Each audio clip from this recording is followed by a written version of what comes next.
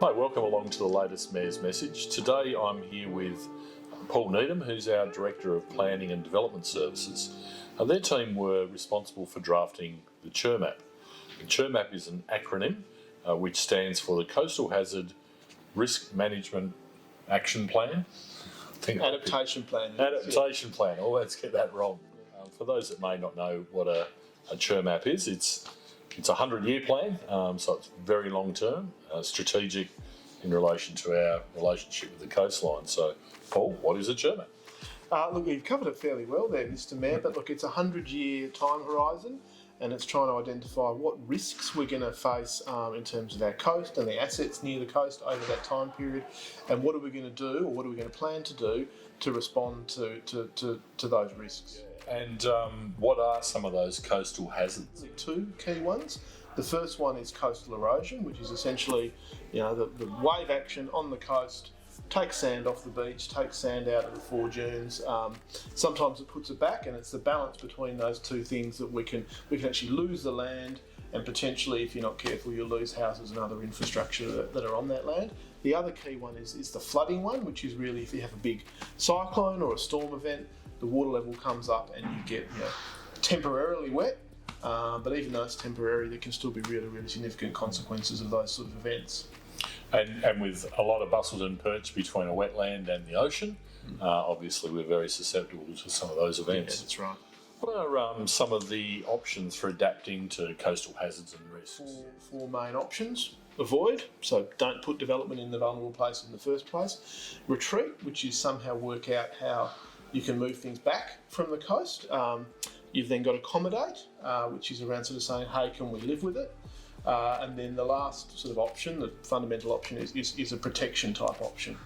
And I guess with the way that Busselton has developed and the amount of properties in that susceptible inundation area, some of those really aren't options without spending a lot of money. That's right, absolutely. I mean, avoid for the vast bulk of our coast is simply not an option, and certainly retreat doesn't look like an option other than in some very, very limited circumstances.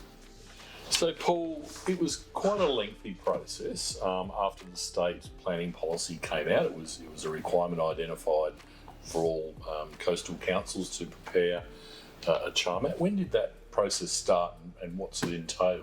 Yeah, so look, the process proper started in about 2017, so it's taken us sort of 4.5 to 5 years to get to this point. We had to do some further technical studies to look at erosion risk in parts of the coast where we didn't have that information previously. That included Yallingup and Smiths Beach and a few other locations. We did a bunch of sort of community engagement and community surveys, asked people what was important about the coast and asked them some questions about how they thought we should respond. There was a financial model developed which tried to look at costs and benefits and so on of different sort of strategies.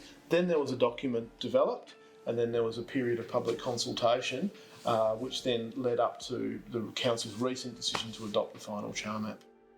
Overall, most of the feedback we got for most of our coast was quite positive in terms of the Council's proposed direction, which was to protect most of the coast. We did, however, have some more feedback, and I guess initially some less positive feedback from some residents in the Cester Park and Marybrook areas, and then that led to a much more focused, intense communication and consultation with those residents, and a number of changes that officers recommended to the council and the council supported. And whilst I wouldn't like to say that everyone's happy, I certainly feel that process landed on a set of recommendations that community was much more comfortable with, and we certainly hope that we can now work in a positive way with that community going forward. And it is a living document. It's a 100-year document. It will change and evolve over its life, of course. Absolutely, but what are the next steps? Well, the next steps that we're doing, sort of more immediate ones, will be engaging with that Cester Park and Marybrook community again to look at implementing the actions in the CHRMAP for that area. We were fortunate to get a significant amount of federal government money, $3.5 million relatively recently.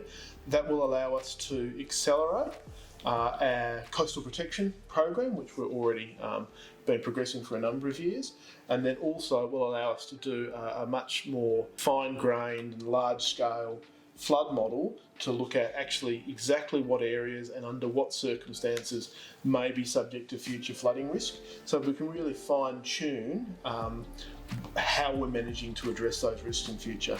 Yeah, it's hard and it needs to have some good science behind it, but thanks for explaining some of that process with the CHRMAP, Paul. Thanks, Grant. Thank you.